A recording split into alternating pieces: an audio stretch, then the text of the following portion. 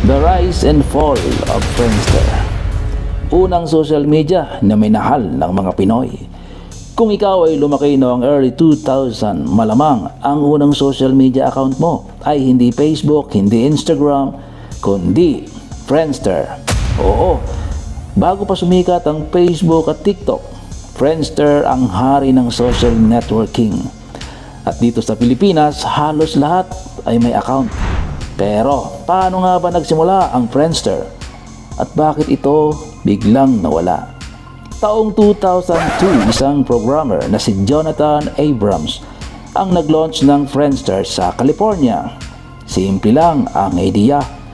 Gumawa ng profile, mag-post ng photos at makipag-connect sa mga kaibigan. At guess what? Boom agad ang epekto. By 2003, million na ang users at ang Pilipinas, isa sa pinakamalaking user base sa buong mundo.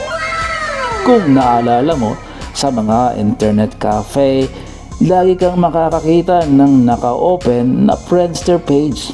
Dito nagsimula ang testimonials, ang mga shoutout at syempre ang top 10 friends. Kung ikaw ay nasa top 1, ibig sabihin, close talaga kayo ng crush mo or kung sino man. Pero kung bumaba ka sa listahan, baka may tampuhan na yan. For Filipinos, Friendster wasn't just a website. It was part of our teenage culture. Parang online diary ng buhay natin. Noong 2005 hanggang 2008, Friendster was top of the world. May 100 million users ito at halos kalahati galing Asia. Ang Pilipinas pa nga ang tinaguriang social networking capital of the world. Friendster became the place to be. Dito ka nag-update ng love life, dito ka naglalagay ng emo song sa profile mo, at dito mo inaabangan kung sino ang nagbigay ng testimonial sa'yo. Pero habang busy tayong mag-edit ng glittery HTML layouts at autoplay music sa Friendster, may bagong social media na papasok. Taong 2004, ipinanganak ang Facebook. Sa una parang hindi naman threat, pero habang lumilipas ang panahon, Facebook introduced cleaner design, mas mabilis na site, at mas maraming features tulad ng newsfeed at photo tagging. Friendster, naging mabagal, bug-ridden, at sobrang cluttered ang design. At kung naalala mo, minsan isang oras bago mag-load ng page mo dahil sa sobrang dami ng GIFs at music player. Noong 2009, Facebook officially surpassed Friendster in users. At kahit nag-rebrand pa si Friendster bilang gaming site noong 2011, huli na ang lahat. Unti-unti nang iniwan ng mga tao ang Friendster at lumipat sa Facebook. At noong 2015, tuluyan nang isinara ang lahat ng serbisyo ng Friendster.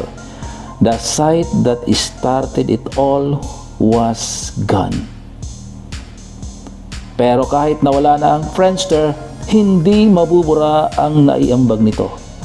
Ito ang nagpakilala sa ating lahat kung ano ang social media. Dito nagsimula ang selfie culture, online friendships, at digital barkadahan. At higit sa lahat, pinakita ng Friendster ng mga Pilipino natural na mahilig mag-connect at mag-share ng kwento online. Kaya hanggang sa ngayon, kapag naririnig mo ang salitang Friendster, may instant nostalgia. Parang binalik ka sa panahon ng load cards, dial-up internet, at syempre, ang thrill ng Who Viewed Me Today. Friendster may be gone, pero it paved the way for the social media world we live in today. At kung may natutunan tayo sa kanyang rise and fall, simple lang. Sa internet, walang forever. Ang uso ngayon, pwedeng bukas ay wala na. Kaya enjoy mo na habang nandyan, dahil gaya ng Friendster, baka isang araw mawawala rin ang paborito mong social media. Salamat sa panonood.